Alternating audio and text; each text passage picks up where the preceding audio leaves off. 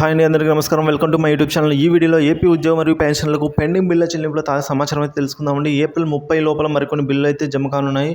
ఆ వివరాలు అయితే ఈ వీడియోలో తెలుసుకుందాం. వీడియో అయితే ఎక్కడికైనా స్కిప్ చేయకుండా ఎండ్ వరకు అయితే చూసేయండి.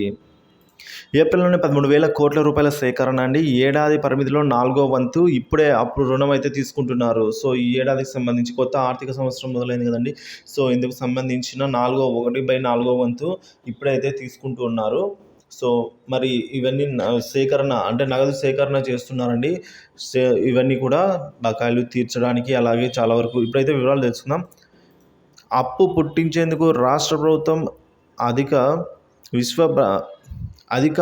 రాష్ట్ర ప్రభుత్వ అధికారులు విశ్వ ప్రయత్నాలు చేస్తున్నారండి. ప్రభుత్వం గతంలోనే బటన్ నొక్కినా కూడా కొన్ని పథకాలకు అయితేనేమి, కొన్ని కాంట్రాక్టులకు అయితేనేమి, ఉద్యోగులకు సంబంధించిన భారీగా ఉన్న ఈ బకాయిలు అయితే ఇవేవి కూడా జమ కాలేదు. సో ఈ సందర్భంగా పోలింగ్ సమీపించే వేళ ఆ సొమ్ములు ఎలాగోలా చెల్లించి ఆ సొమ్ములు ఎలాగోలాగా క్రెడిట్ చేయాలి అని అయితే వైకాపా ప్రభుత్వ పెద్దలు ఆలోచిస్తూ ఉన్నారు.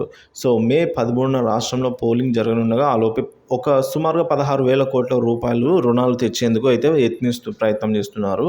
సో ఇందులో భాగంగా తొలి మంగళవారంలో 4,000 కోట్లు బహిరంగ మార్కెట్ రుణం సమీకరించింది. అలాగే రెండవ మంగళవారంలో 3,000 కోట్లు తీసుకోవాలని అయితే అనుకున్నప్పటికీ కేంద్రం నుంచి అనుమతులు అయితే రాలేదండి.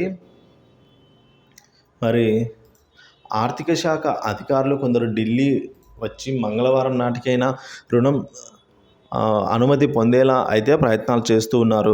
ఏప్రిల్ 16 అలాగే ఏప్రిల్ 30 తేదీల్లో రిజర్వ్ బ్యాంక్ నిర్వహించే బాండ్ల వేలంలో పాల్గొని మరో 9,000 కోట్ల రూపాయలు అప్పు పుట్టించాలనైతే ప్రభుత్వం నిశ్చయంతో ఉంది. సో ఏవైతే ఈ పెన్షన్ పథకాలు అయితేనేమి, ఉద్యోగులకు సంబంధించిన బకాయిలు అయితే ఇవన్నీ కూడా కొంతమేరైనా ఎన్నికల లోపలే చెల్లించాలని అయితే ప్రభుత్వం భావిస్తోంది.